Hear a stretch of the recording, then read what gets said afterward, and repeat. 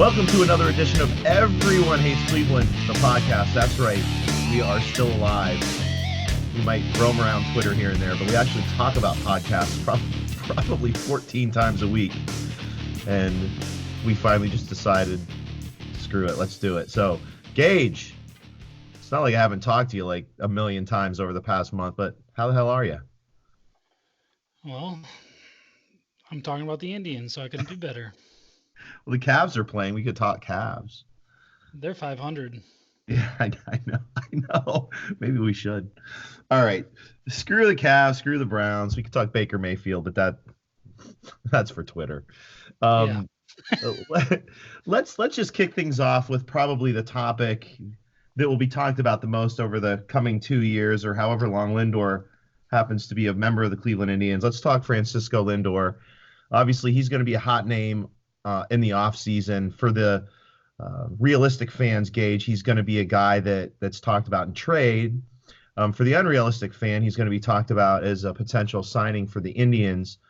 So let's just avoid that kind of balance, like which is going to happen. And let's just focus on the trade talk, because I do think for the Indians to sign him, I mean, let's be realistic. For the Indians to sign Francisco Lindor, I mean, you have to think that Lindor is looking in 2 years potentially as being the highest free agent signing in the history of baseball. I mean, I know Trout's number is big, but I think that perhaps Lindor is searching for that per year mark. I mean, is that what are you thinking? We haven't actually talked specifically about this, Gage. Do you think that Lindor's looking for like a 36, 37, possibly 40 million per contract, maybe 8 years, as opposed to that really long deal that Trout signed? I think it'll be more along the lines of a Trout thing. And I don't know if he'll surge past Trout. It's hard to project. He had a little bit of a down year by his standards last year, but either way, I would expect the length to be maximized with him because, I mean, this is just his one shot. Whether it signs for 8 years or 10 or 12 or whatever Trout signed for, it's his one go crack at it. I don't think there's much value in signing a ton of money now and then hoping to get another one when you're 36. So being realistic, I mean, unless I'm not really sure when the Indians TV deal is up. Obviously, I think their next TV deal is going to be pretty sizable. I mean, just as kind of throwing a dart into the wind, if the rumors are true and the Indians contract is going to get renewed in, say, 2024, is it possible the Indians maybe throw a number at him, knowing that down the line they're going to get a big boost in revenue, because the Indians being a top 5 team and views as far as TV revenue goes, it's possible that the Indians sign a pretty sizable deal, $1 billion deal. Would that open the door to perhaps maybe offering Lindor a deal? Is that why Antonetti is slowly kind of reeling back what Dolan said at the beginning of the season, or is this just PR? I don't want to be a Debbie Downer, but you kind of had to just put me in this position, Jim. I'm sorry. I like to serve. I like to serve up the really bad sets. Antonetti is just a much better PR man than Paul Dolan. I mean, he's not talking about what seat he's got on a Southwest flight. I felt like, yeah, the Indians are going to throw a number at him, and it's probably going to be laughably bad, and you're just going to have to move on from there. And it won't be laughably bad from the Indians' perspective. It'll be bigger than anything they've ever given to anybody. But I still feel like that divide is just too large. And I don't know where you stand on it, but it just feels like he's making, here's the thing, Gage, he's making $300 million. And I just don't, and that's probably the floor. I don't know what's going to happen in 2021. I know the players, believe it or not, feel suppressed a bit in the amount of money that they're making. So I think the union's going to be playing hardball. I think Lindor is going to be looking at a perhaps even more open and collective bargaining agreement, come 2022, or who knows, maybe 2023, and we miss a season. I think that Lindor very smartly isn't going to do anything for the next couple of years, which makes this year kind of an interesting year for the Indians, because they know that as well. The Indians aren't signing a guy for $300 million, are they? No. And that's why I say, like, if I was constructing in my head, well, just a second ago, while you were, let's say the Indians maximize like whatever deal they could throw at Lindor, and I honestly got to like 7 years, 210 mil, something like that, and Which I would be an couldn't. incredible deal for the Indians. I mean, you'd be getting him probably at a bargain. Right, and I just couldn't bring myself to think they'd go any higher than that. That was my like superficial Indian ceiling. And And I mean, to put that in perspective, 30 million. I mean, I don't know what we think the payroll ceiling is, but 30 million is a good chunk of that. I mean, you're looking at possibly, I mean, somewhere in the realm of a quarter or more of a Indians payroll. And I'm not saying down the road. I mean, obviously the payroll increases, but I mean, that's kind of a ceiling for the Indians. I think that's Lindor floor. yeah, and even if you wanted to be nice, the nicest possible about the Indians' potential payrolls and project it up to like 150, which is already way too high. That's 20%. And which it's kind of a segue into my something I've struggled with is that the Indians, they haven't won a World Series title in what'll be 72 years next year. Yeah. Is it their obligation in in any sporting venture? I consider the fans stakeholders. They buy tickets, they pay for TV, they buy merch. So the Indians have an obligation to their shareholders to put their best foot forward. And where I go back to is it their obligation to best position themselves to make a run at the World Series for their fan base, or to pacify them with keeping Francisco Lindor in an Indians uniform? And that might sound silly as hell, but I really wonder like if there's some value beyond what happens on the field in the Indians' eyes, because they need, and letting Lindor go is going to tick off a lot of shareholders, no matter how foreseeable it is. Yeah, well, it does feel like, I mean, if you look at the Indians minor league organization, it certainly feels like the Indians are building for kind of an overlap here in the next 2 years where we start to see some of these younger guys start to maneuver there. We're going to talk 40-man roster here in a minute, but it does seem like we're going to start to see an influx of these guys on the 40-man roster, and then we're probably a year or two away from another influx. So the window for the Indians is very intriguing and interesting. But when you're talking about a top 5 player in all of baseball and perhaps one of the top 2 or 3 faces of baseball, it does get very interesting. I think, as we shift the Lindor talk, as we go into a more realistic place, with Lindor, with 2 years left in his contract, if you're going to maximize value and return, Gage, now's the time to do it, right? I mean, as much as I hate to say it, and of course my first tweet the second the season ended was, here we go, Lindor, bullshit Lindor talk.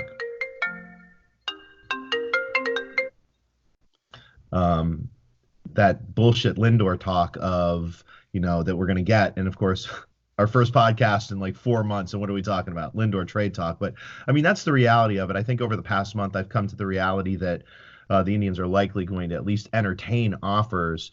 Do you think the Indians actually entertain offers this offseason and look for a blockbuster trade, or are they just looking to get a maximized offer?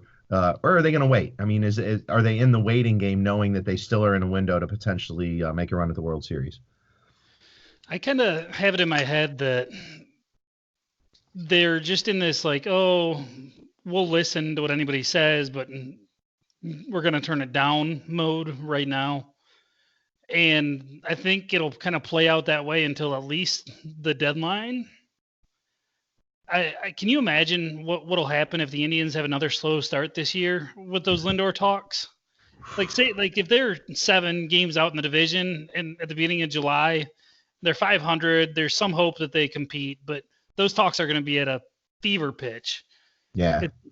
And I could be mistaken here, but I always kind of get the vibe that when you're talking about, I was thinking about this with Manny Machado a few years ago, when you're talking about 2 versus 1.5 years of control, that gap is marginal. But if you go all the way down to 1 year control, it feels like there's a big cliff there that it drops off. So trading Lindor I feel like his value will decrease slightly throughout the season until the trade deadline, and then just kind of fall off a little mini cliff and plateau somewhere for next off season. So it's really, to me, the next 9 months you have to make this decision and size up all your offers. And I don't know how you feel about that, but 1.5 versus 2 years isn't that big for me on the package side, because you still get him for the 2 postseasons. Well, and that's the big thing. And I think, as much as I hate to say it, we're kind of in an era where maximizing his trade potential is pretty high. As you noted at one point, I think right before, the championship series in both leagues started, we're in an era where, the top, 8 teams in payroll are also the top, 7, 6, 7, 8 teams fighting in the playoffs. You're looking at, Yankees. You're looking at, the teams in there right now. The Nationals and Astros are top 8, and they're going to be going up next year. You're looking at a very interesting situation. The Dodgers, of course, up there with $200+ million payroll. You're looking at a lot of teams that can afford Lindor, perhaps looking for that leap into like World Series relevancy. Whoever wins the game tonight, obviously you have other teams who are going to be hungry. I mean, you look at the Dodgers, for example, a team that probably over the past 4 or 5 years consistently has been one of the best teams in baseball, if not the best team, at least regular season wise. And, there's a team that were several games under 500 in May and came kind of launching into the equation. But a big payroll team that might be looking for a Lindor. So maybe we just, I think that's the big thing. And honestly, going past that year and a half, even if it's a one playoff situation, I think if you get the right 2 or 3 teams maybe looking to try to maximize a window, he could still have some of that relevant value. But I do agree with you. 2 playoffs, I mean, that's a big deal. And I still think that also when you're talking about a guy shooting for $300 million, don't you think, Gage, that having him on your team kind of gives you maybe a little bit of insight? Take, for example, the Dodgers, who I think are going to be one of the top 2. I mean, I think obviously Dodgers, Yankees are teams that are going to be looking at Lindor in the next 2 years. But don't you think? But let's say that the Dodgers have been the Dodgers and Indians have been connected for a year and a half, it seems, at the hip. The Dodgers might be looking to perhaps bring him in this year to maybe silence a little bit of the Los Angeles crowd, maybe frustrated. Don't you think that if the Dodgers can figure out a way to get him, and however they decide to, and we'll talk about the pieces here in a second, but don't you think that if Lindor comes to the Dodgers this offseason, immediately that puts them in the realm of potentially signing him long term? I mean, it gives them the head start, right? Yeah, you've hit on that a few times and kind of put it in my head that I'm probably discounting that value. I have been. So let's say for whatever they come to the table with Lux and some other premier prospect and say it's an ideal scenario for the Indians and offer this can't refuse package. The Indians trade him, and now they have 2 years to maybe not negotiate fully, but just kind of back channel, like feel him out and have that edge. Now, what's interesting about that to me, though, is the Dodgers are very judicious with their payroll. So I wonder, I mean, they have a large payroll. It's top 1 or 2 every year, but they still haven't really signed that big contract, and they have Cody Bellinger down the road to think about too, which is undoubtedly going to be a factor, and he's probably going to push Lindor for that contract when that day comes in 2025 or whatever that number is. But that's the thing with these big contracts. There's only a few clubs that can offer it. So, like you said before, when the Indians are selling Lindor, those clubs that are going to potentially maybe be in that market are probably going to be where their best value is. All right, so let's talk value. This is probably the single most, Gage and I and Mike, we good friends, but we love to argue about stuff like this. This is something we argue about a lot, and I think probably we end up in the middle with an actual deal. That's why I think we work so well together. But just what's your non-negotiable? I mean, say you're dealing with a team like the Dodgers. What's your non-negotiable? And I kind of I'm kind of now I am serving you a I'm serving you a good set for a spike here. Who's the guy you have to get? I think you probably already mentioned him. Yeah, Gavin Lux. And I don't know if Andrew Friedman's pretty savvy with his top build prospects.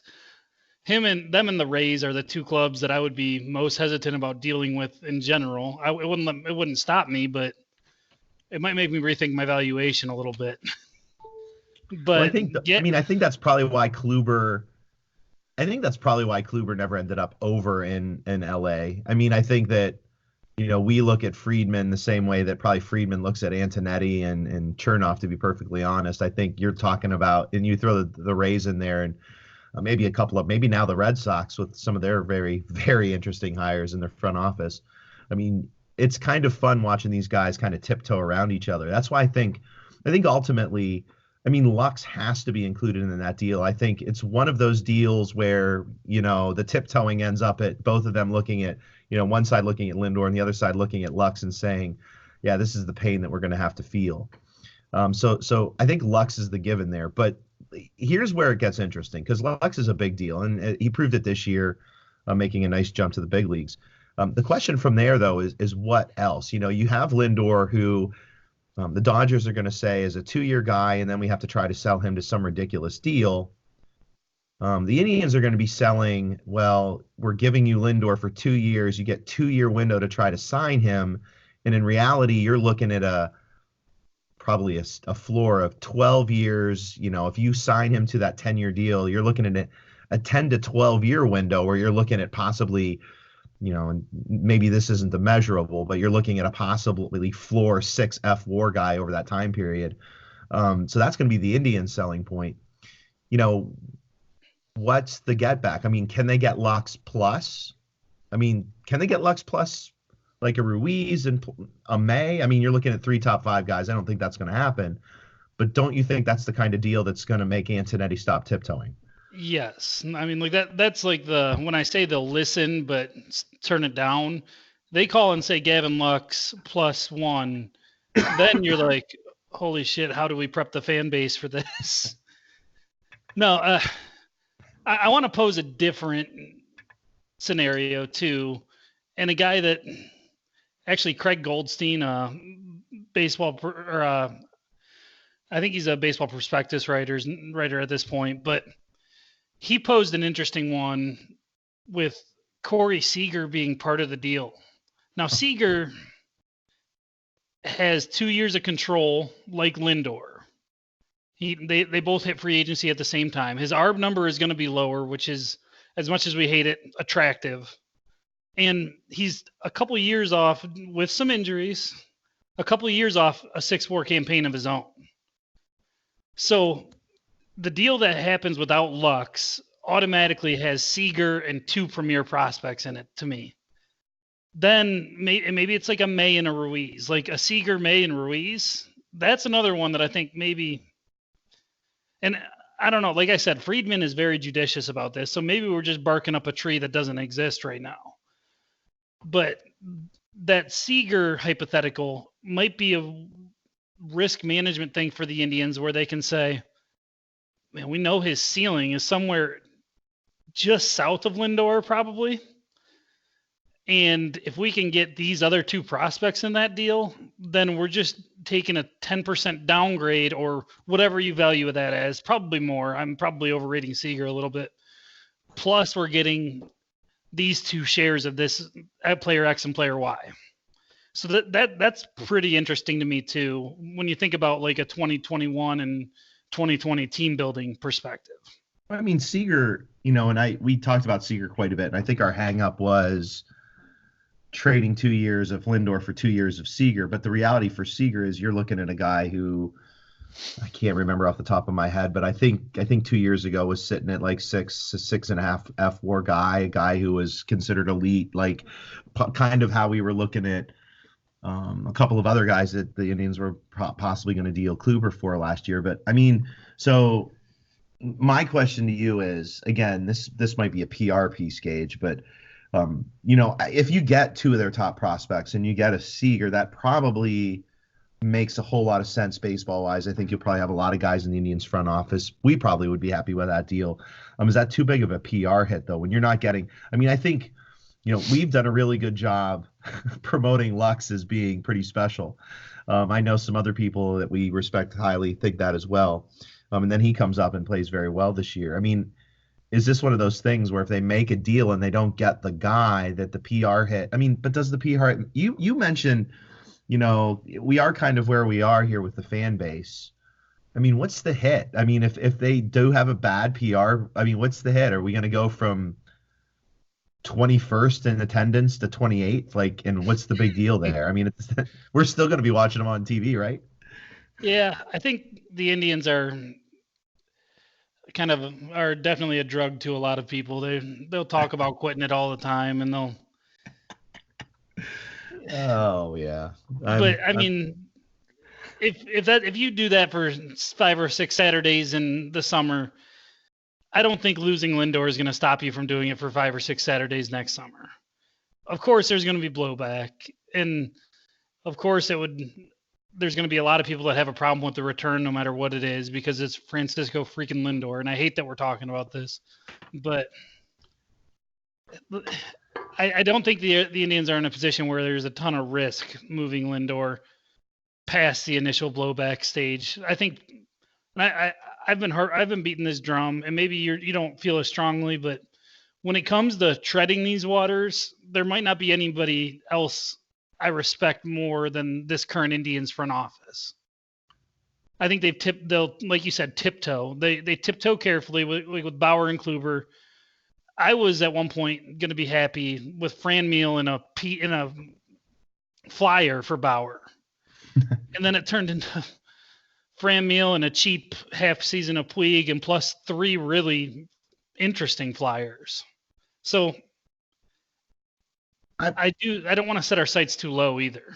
Well, I think one of the things that intrigues me the most about, you mentioned Franmil Reyes, and you were high on him long before anybody was even talking about him.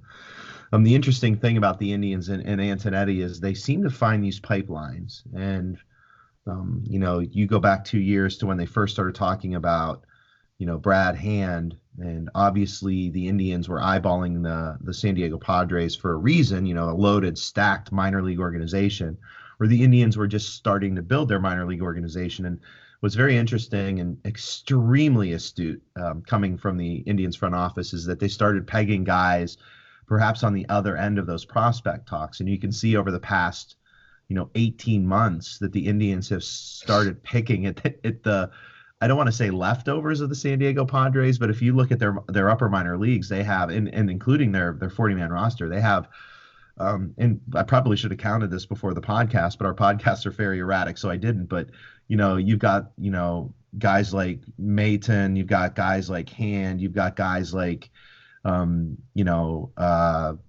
Allen. I mean, they've been pecking and picking at the Padres for a while. They find these pipelines and they keep hitting them. Early 2000s, it was Seattle that they were kind of pecking at in Texas. It seems like the thing I like the best about this front office is they stay quiet and they find their little pieces, and then they find their guys through that. I don't know if the Dodgers are a team like that. I mean, that's the thing with a guy like Lindor. We overlook like a team like San Diego, who, is a team that in many respects is going to start climbing up the ladder. They make a huge deal to Manny Machado. Could we be overlooking the pipeline that the Indians have been going to over and over again? I mean, might there be a big deal for a team like San Diego who may want to take a leap and maybe eyeballing the Dodgers as being kind of, Kershaw's not getting any younger. Their system is a little less sound as it was a couple years ago. I mean, maybe there's something there, but my question to you is this: if Lindor moves, it's probably not going to be a team we're thinking of right now, is it? I mean, the Reds traded for a year and a half of Trevor Bauer while sitting in the cellar of the NL Central. So, well, but there's another team that the Indians kind of pipeline a little bit. Yeah, and I want to hit on that because I've always enjoyed when you bring it up because it really hits home for me. I like when you go to make a trade with somebody. Let's take the Jake Bauers from Tampa. You're sitting there and it's all about information gathering, right? You can do all your due diligence. You can have all your scouts give you all their input. You can check. You can scan every metric known to man and project them how you want. But there's still a lot of unknown with somebody from a different system. Like that's what Bowers flamed out in year one. I'm really high on him still, maybe too high, but there was a lot of unknown in that area that the Indians were just you're taking a leap of faith at that point. So when you talk about pipelining other systems like continuously trading with the Reds and Padres, maybe having success with deals with clubs like that makes you trust your information gathering a little bit more. Makes you understand like, okay, we've had some good experience with these Padres prospects or Reds prospects or Cardinals. There's another one. Yeah. Yeah, historically, yeah. Cardinals and Indians are always making good trades for both clubs. We've had some success there. Maybe their minor leagues and farm systems are a little more translatable to what our due diligence looks like and what our information gathering looks like. So I always love that point. And trades are built on trust. You trust that your valuation is going to hold up. You trust that there's nothing coming from the other side that's going to really turn it upside down. So it's easier to make deals with your Reds and Padres when you trust what's coming from the other side, whether subconsciously or not. So the pipeline thing always fascinates me. All right, let's. I think that's going to be a fun watch. I think this offseason, we'll pick up the Lindor talk once we get Hattery back onto the podcast. Big man on campus has a lot of big things to do. Don't worry, we'll be pulling him in pretty soon. Maybe even that Frank Ryan fellow. He keeps pecking at us and annoying us in texts. Frank, when you listen to this, I apologize, man. Not really. Usually I rip on Nomina here, but I'll save him for later. All right, let's switch. Real quick question, Gage. Who's playing second base for the Cleveland Indians? Jason Kipnis. Okay, you joke. But if you would ask me the same question, I think I probably would have said the same thing. Do you think they're going to re-sign him to like some kind of like $5 million heavily like laden like incentive deal? You're discounting the Mike Freeman love. Let's posit this a different way. If you had to put the odds on Jason Kipnis playing in April for the Indians at second base right now, where would you put it? Oh boy. Percentage. I the first number that popped into my head was 7-2. I'm gonna back off of that. I'm gonna go 10-1. Not quite the favorite, but still pretty high up there. I'll say 10-1. I'd say I'm 70% in the park that Jason Kipnis has not made his last sneaker throw over the fence. Yeah. I was thinking 30 to 40%. Well, let me ask you something. When they look for infielders to kind of fill in gaps, like what's the age range where they look? How old is Jason Kipnis? 30. What is he, 32, 33? No, he just kind of had, and this is going to be he had a bad enough season to make teams forget about him after a couple down years, but a good enough season to make him an interesting flyer. And I'm not trying to be a Jason Kipnis homer here, but I sat there and backed him. I thought there was more in his tank. It really fizzled. But as far as like a incentive-laden deal, like I think there's going to be some demand there. And the one name I want to throw out there who I'm rooting for to take this offseason and into spring training and propel himself is Christian Arroyo. Yeah, I mean, I agree with you 100%. Like in an ideal world, he goes he just looks really smooth and hits some balls hard in spring training, and they just give him and say, Christian, I think he has an option still. I don't want to be misquoted on that, but I think he still does. Christian, we're giving you the month of April. Go out there and win that job, or else we can get. And I should have looked this up. I really don't know if he has an option, but either way, just a nice little trial for Christian Arroyo, who they acquired from the Rays just about a month before the trade deadline, was it? Yep. Yeah, I mean, injury problems, obviously. Not sure how healthy he's going to be. But I think that they got him for a very specific reason. I mean, I think that, we talked about this in a podcast, actually, who is going to be the guy, who is going to be the middle infielder flyer that they were going to take to match some of the other moves that they've made in the past, the Oscar Mercado deal being the one that's most fresh. We talk about these pipelines and these types of players that the Indians like shoot for, and Oscar Mercado being kind of a high IQ guy that they've obviously, I don't know if Brantley's the model for that, but they brought him in. Obviously they saw something in him, and I think Christian Arroyo does fit that. He's exactly what we were talking about in one of those podcasts. They didn't bring him in for no reason, and I mean until this year, I mean he was considered one of the top 100 prospects in all baseball for a couple of different seasons. I don't know. I mean, he seems about as good as any. I just think that, and this is where we get into this really hairy conversation of the front office versus, Francona, is what's the hurdle for a guy like Arroyo to get the job out of spring training, and that hurdle is Terry Francona. I mean, do you think that Arroyo is the type of player that impresses Francona enough to beat out, say, a Mike Freeman or any one of those 30 to 35-year-old middle infielders that he seems to love? I mean, I'm not trying to steal any thunder from any smart guys on Twitter that I know, or via text, but there's this one guy who keeps mentioning the Terry Francona disease, is that Terry Francona keeps trying to sign Terry Francona. I can't remember who it was that said. Oh wait, it was you. I mean, I'm sorry, Gage. I'm still waiting. I mean, this is the piece that will rock the world. But I mean, might Arroyo fit that? I mean, or does he got too much pedigree?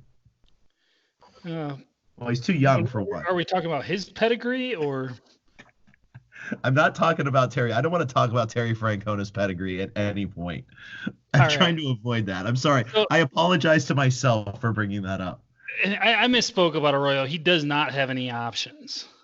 So that'll probably be the main deterrent, even if he has a good spring, from him making the MLB roster on day one, right? Yeah. So, I mean, it depends who's on the roster. I mean, what do we? But I mean, already you're looking at the 40-man having Freeman on it. Chang possibly. I mean, is Chang out of options too? I think so. I mean, are we at that point with Chang? Maybe not. He might have one.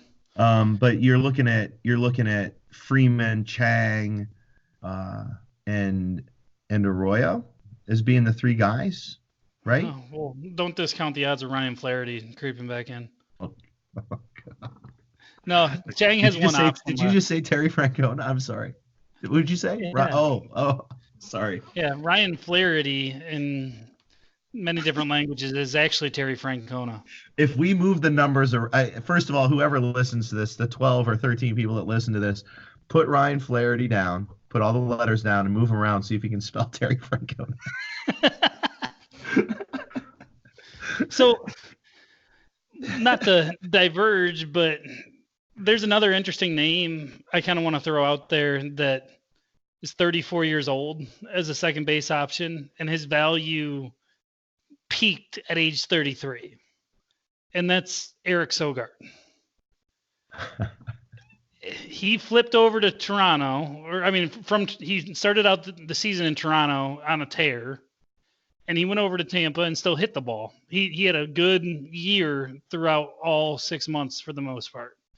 He's 34 years old, and I'm wondering if teams are going to be so hesitant to give him any money, especially in the current climate of free agency the last couple of years, where those middling types are just wholly unpredictable. He could get 2 for 20, or he could go get some random 2 for 8 deal or something like that. Yeah. So the Indians are going to be, and I think they do a really good job of this, most notably on the Encarnacion deal. They know where their limits are for guys, and they will play ball until that limit, until they get to that limit, or until they fall back into that limit. So those guys that creep around until late January, early February, like if Sogard does, or any bigger free agents, the Indians have a number, and they have a payroll number. And I don't think Antonetti is shy about going to Dolan and saying, hey, we need $4 million more for this guy this year, right now. And I think that's a benefit of Dolan and Antonetti working together. I think they have a good relationship with those kind of things. But I do want to keep tabs on Eric Sogard and even like a Brian Dozier type that could just fill in a stopgap until maybe you can figure something else out in July. Or plus, that's just how the Indians play ball. Well, is the fulcrum for second base discussion, though, we haven't talked about him yet. The fulcrum for this discussion might be a guy like, not a guy like, I mean, it's Jose Ramirez, right? He's already made several statements heading into this offseason that he doesn't mind playing second base. And what he wants to avoid is bouncing back and forth from third to second. We haven't talked about Nolan Jones either, and I think that, Hattery, you and I have been huge proponents of trying to get Nolan. I mean, I think probably if there was any two people on the planet who wanted Nolan Jones playing third base for the Indians in September, it's probably the two guys talking in this podcast right now. I mean, you mentioned Terry Francona Flaherty playing third. Is what Jose Ramirez does in spring training going to be the keynote to what Nolan Jones is going to be doing in 2020? I mean, it seems to me that if Jose Ramirez starts off the season at third base, Nolan Jones isn't playing Major League Baseball at third base for the Indians in 2020. Am I right? I mean, or is Francona going to move him to second in the middle of the year regardless of what Jose Ramirez wants? Which makes no sense, especially considering the type of season he had this year in 2019, how long it took him to warm up, getting dinged quite a bit this year. Obviously keeping Lindor happy and keeping Lindor healthy is probably Ramirez healthy and happy is probably a route that Francona might want to take. Is all of this second base talk really hinging around what they do with a guy like Jose Ramirez? I mean, is he gonna play second base? Is he gonna play third base? And yeah, I think that question where he said he was open to playing but didn't want to jump was the precursor to another question. Because they can say, hey, Jose, are you willing to play either? He said, yeah, I just don't want to jump. But I still think there's a follow up from the Indians that isn't going to get reported that says, okay, which one would you rather play? And that's going to factor into the decision. I'd be hard pressed to believe that question is not being asked and that Jose doesn't have a preference. So I mean, I think I know the answer to that question, and I mean, I don't know what you're thinking, but I mean, what are you thinking? Like, what preference do you think? I mean, I don't know that I would have said this 2 years ago, but I kind of think third base is his preference at this point. He seems comfortable there. Yes. And he's turned himself, and I think this is understated, but he's turned himself into a really good third baseman. Oh, don't be careful. Some bloggers will come after you with some defensive run save metrics. I don't. So, I haven't been on Twitter a lot, Gage. Come on. Don't pull me in. I'll come after you with a 30-inning defensive run save sample size, okay? So and will you protect yourself by saying small sample size alert, but I'm going to say it anyways. Yes. The staple of bloggers everywhere, including myself. I'm sure I've said that. I know. Now I've got some people loading up all of my small sample size alerts, but sorry. Okay, I digress. Go ahead. So even with that caveat in mind, that there's probably a preference there that is being under discussed and being discussed by Jose in the front office. When I sat there and I thought about optimizing the Indians' August 2020 lineup, I couldn't do so without Nolan Jones at third base. There's just too much unknown, and maybe there's a second baseman that becomes available in June that comes over and makes this sound silly and stupid, but I'm that high on Nolan Jones and I'm that low on the prospects of finding somebody to be an above average second baseman. So, bearing in mind that Jose might in fact want to play third base, so they might just keep him there.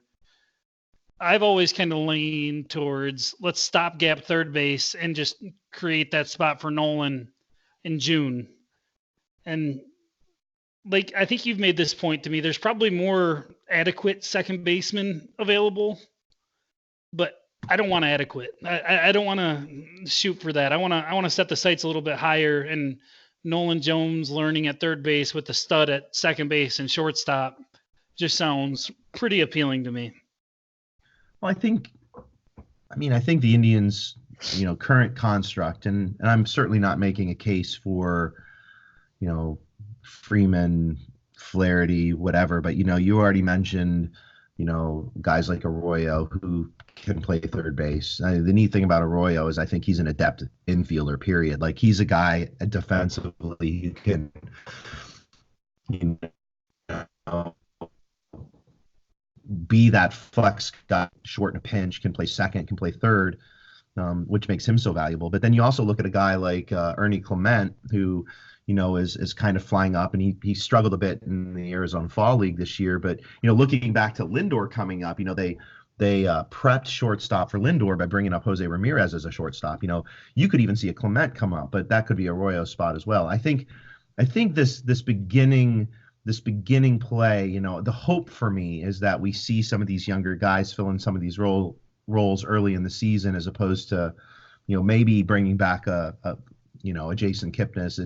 And I'm with you on the Kip, kind of coming full circle with Kipnis. This is a guy I followed, 2010, I was following this guy in the minors, and, for 10 years, you followed a guy like Jason Kipnis, and you kind of reeled me back into the Kipnis camp this year. And while the season certainly wasn't spectacular by any stretch, and, obviously for the amount of money that he made this year, could have had a much better season. But it's kind of tough to see a guy that you followed for 10 years kind of head off into the sunset. So, whatever happens to Jason Kipnis, good luck to him. Maybe he'll end up playing for the Cubs. where he can live in the basement of mom and dad's house. I don't know. All right. Let's kind of wrap things up here. I do want to ask you a couple more things. Just to kind of end that conversation, where do you think Jose Ramirez starts the season? Third base. I think that the one caveat there is that I think there's a one move middle of the season that would still fall under the constructs of, I just want to play one position. I think he can make a move to second, May, June, July, and it still be okay, as long as it's not, I'm moving to second, Nolan Jones gets hurt, I'm moving back to third. So we'll see how that plays out. I think Nolan Jones is with this club July, earlier? June. All right. That'll get him past the Super 2. So, all right. Let's look at one last piece to this puzzle before we head off into the sunset and save some stuff for Hattery the next time he pops on board. Let's look at the outfield really quick, and this could be a 5-hour conversation. I'm going to start from the back end of this, and I'm going to take a look at a guy like Daniel Johnson, who did everything you want a prospect to do to earn his way to the majors, which I'm shockingly going to say, and I think he makes the 40-man and all of that, but does he play in the outfield for the Indians in 2020? Yes. Who does he bump? I think he's a placeholder for Naquin. Interesting. I gotta tell you, like, the Indians outfield is so interesting to me. I mean, is Mercado for real? You've got all of these, Franmil Reyes, is he going to play in right? I mean, so there's a guy that very clearly to me, the field management wants to put him in the field. Um, if he's playing right field next year, even for a bit, like someone's got to go. It's a wealth of mediocrity. Wealth of potential mediocrity. Oh, yeah. A lot Minus of little, Oscar. Oscar stole a place in my heart this past year, but because something you've always said, I want to hit on this real quick. And kind of like Travis Sawchik with his book and just talking about the PD side, the player development aspect, how you can project players all you want, but the player controls their development and they have the tools, especially in 2019 with cameras and data to make any jumps that within their power. So, and Oscar Mercado is a guy who changed his whole swing structure and just rebooted himself. So if this was a year one of the reboot or year two-ish, I can't wait to see year three. So then you lock him into a spot, and then you have Daniel Johnson, Tyler Naquin when he gets back from injury, Jordan Luplow, Jake Bowers, just a wealth of hopeful mediocrity. All right. I think that's a great place to end in a season in which we did not make the playoffs. We'll stop there. Gage, it's been a lot of fun. Like I've got like 80 other things I want to talk about, but I don't want Hattery to be sad. Mike, don't be sad, dude. Well, if we get 10 people to listen to this, maybe we can do it again. All right, let's see. So here's the deal. As I wrap things up, I haven't done this in a long time. I don't even remember how to upload this to where we upload things. So find us. We are literally on every single podcasting venue. At least I don't think they've kicked us off yet. Find us on iTunes. Give us those 5 stars. We actually have quite a few 5 stars. I'd love to see us get to at least 50. You start 5-starring us, we'll make more of these. As Mike said today when he tried to podcast but had other things to do, we've got to get the ball rolling, and that's exactly what we're doing here. So, with the World Series ending tonight, it's a good time for us to kind of kick into gear. Honestly, some of our funnest discussions are the ones that we have here in the off season. So it should be, gosh, I hope it's somewhat interesting. We didn't even get to talk about the contracts that might be extended or added, but that's for another day. So Mike, when you listen to this, start thinking about who the Indians are going to sign long-term. A couple of them you might like. I don't know. We'll see. All right. I'm going to let you plug because I think I know what you're going to say. Anything you want to plug, Gage? We haven't been writing a ton, but we're going to. But I think there's probably at least one piece out there on the internets that you might want to plug. Well, first I want to plug that Howie Kendrick just put the Nationals up 3-2 in the 7th with a 2-run homer. Kidding me? So the Nationals are insane. This is. I mean, they literally have pulled me. I swore I wasn't going to watch a single playoff game. The Nationals have literally pulled me into every single playoff series that they've been in. A bunch of likable baseball guys. Yeah.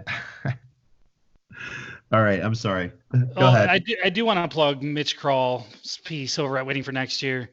If you want a 40-man roster breakdown, this guy went above and beyond on it. And I'm only a little hesitant about plugging it because I'm pretty jealous of his ability to put that one through. That was just a tremendous piece if you're looking for. You know what pisses me off about that piece? You know what pisses me off, Mitch? Here's what you've done. Here's what you've done, Mitch. Here's what you've done. So there are things that Gage does well. There's things that Mike does well. There's things that I do well. Like I'm reading this piece today and I'm thinking, this bastard has done all of the things. Like it makes me kind of angry. It makes me kind of want to write again. Like, here's a guy, I love writing my 3,000 word pieces. And as I started scrolling through this, I was like, did I write this?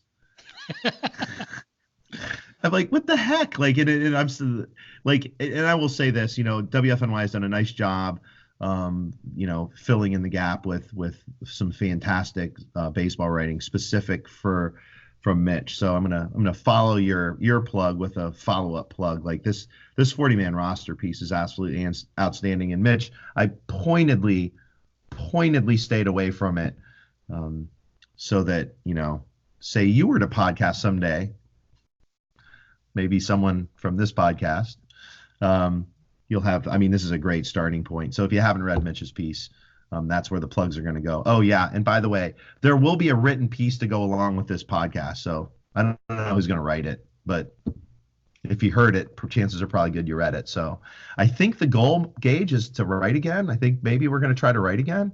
I'm feeling the itch. We're gonna get some content out there to Everyone Hates Cleveland. Yeah, I apologize, because without this podcast, I think we would have had some Gage musings for tomorrow. But I think with the World Series, I think we're ready to start writing. We'll passively aggressively push Hattery into writing as well. So, and who knows? Maybe AHC will grow. Maybe that's our thing. 2019, 2020, instead of 3 guys, maybe we'll be 4, 5, 10, or maybe just 3. I don't know. Probably just All right. All right, we're going to close up shop. Tune in to Everyone Hates Cleveland, the podcast. Give us the likes. You want us to talk about something on Twitter. There's like 12 of you that listen to this thing, so let us know what that is. All right. Go Tribe. Go Nats. Peace. I have no idea how to shut this off. No idea. Hold on.